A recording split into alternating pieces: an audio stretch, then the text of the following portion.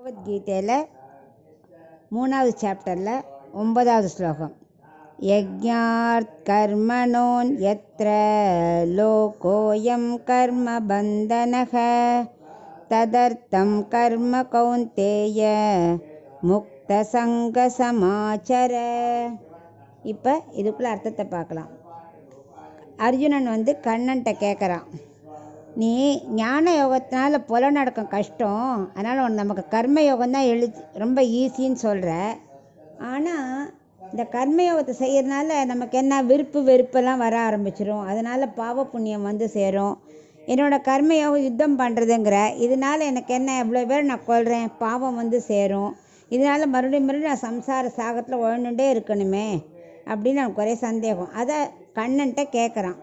அதுக்கு கண்ணன் சொல்கிறார், இல்லை அர்ஜுனா, பாவ புண்ணியெல்லாம் சேராது. ஏன்னா நான் கர்மயோகத்தில் எப்படி காரியங்களை செய்யணும் நான் ஒரு வரைமுறை வச்சுருக்கேன். சில காரியங்களை இந்த மாதிரி முறையில் செஞ்சால் உனக்கு பாவம் புண்ணியம் வராது, இந்த சம்சார சாகத்தில் நீ வாழ மாட்ட. எப்படி பண்ணணும் நான் ரூல்ஸ் போட்டிருக்கேன், அது பிரகாரம் நீ பண்ணணும். பெற்றோர்கள் குழந்தைய பலன் எதிர்பார்க்காம தானே வளர்க்குறா. பின்னாடி இந்த குழந்தை எனக்கு காப்பாற்றும், இதெல்லாம் எனக்கு பண்ணி கொடுக்கும் அப்படி எதிர்பார்த்தா ஒரு குழந்தைய ஒரு அம்மா வளர்க்குறா. குழந்தை நன்னா குழந்தையாக வளரணும், அது நம்ம கர்மா அப்படின்னு நினச்சி அவள் வளர்க்குறா. அந்த மாதிரி அவள் பலனை எதிர்பார்த்து பண்ணலையே. இப்போ அதை மாதிரி நீ செய்கிற ஒவ்வொரு காரியமும் பலனை எதிர்பார்க்கக்கூடாது.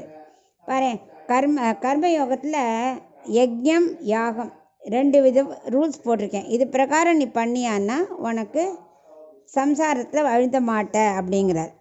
யஜ்யம்னா என்ன, உடனே இந்த சுதர்சன ஹோமம் பண்ணுறது அப்படி பண்ணுறதுல அதெல்லாம் கிடையாது. யஜ்யம்னா என்ன, கர்மயோகத்தை ஒரு பலனும் எனக்காக எதிர்பார்க்காம செய்கிறது தான் யஜ்யம். அப்படி நீ பண்ணியானா நீ ஆத்ம சாட்சாத்காரத்தை அடையலாம் அப்படிங்கிறார். ஒரு கர்மாவை செய்யும்போது அல்லது தேவ பூஜை பண்ணும்போது இது பகவானுக்கு பிரீத்தி, அவர் சொல்லி கொடுத்தபடி நான் செய்கிறேன் அப்படிங்கிற எண்ணத்தோடு நீ செஞ்சியானா, பற்றற்று பண்ணியானா உனக்கு இந்த கர்மயோகத்தில் உனக்கு ஆத்ம சாட்சாத்காரம் கிடைக்கும், பாவ புண்ணியம் சேராது. 2வது, நான் தர்மம் செய்கிறேன், அது ரொம்ப முக்கியம். ஆனால் இதனால் பற்றியா நான் குளம் வெட்டினேன் பற்றியா, அது எத்தனை பேருக்கு யூஸ் ஆகுது, நீ அது நான் தான் செஞ்சேன்னு நீ நினச்சியானா அது பிரயோஜனம் இல்லை. குளம் வெட்டுறது தர்ம காரியம், அது மக்களுக்கு நல்லது செய்யும், அது கண்ணனுக்கு பிரீத்தியை கொடுக்கும் அப்படிங்கிற எண்ணத்தை தான் நீ வளர்த்துக்கணும். நீ நிறையா சம்பாதிக்கலாம், குழந்தைகளுக்கு காப்பாற்றலாம், குடும்பத்துக்காக நிறையா செலவழிக்கலாம். ஆனால் நான் தான் பண்ணேன் பார்த்தா என்னால் தான் இவ்வளோ பெரிய வீடு கிடச்சிது, நான் எப்படி சேர்த்துருக்கேன் பாரு, என் குழந்தைல எவ்வளோ பணக்காரல் ஆக்கியிருக்கேன் பாரு, அப்படி எண்ணம் கூடாது. நல்ல எண்ணத்தோடு நீ எந்த சம்பாதித்தையும் பொது நலனுக்காகவும் செலவழிக்கணும். அப்போ தான் உனக்கு ஆத்ம சாட்சாத்காரம் கிடைக்கும்.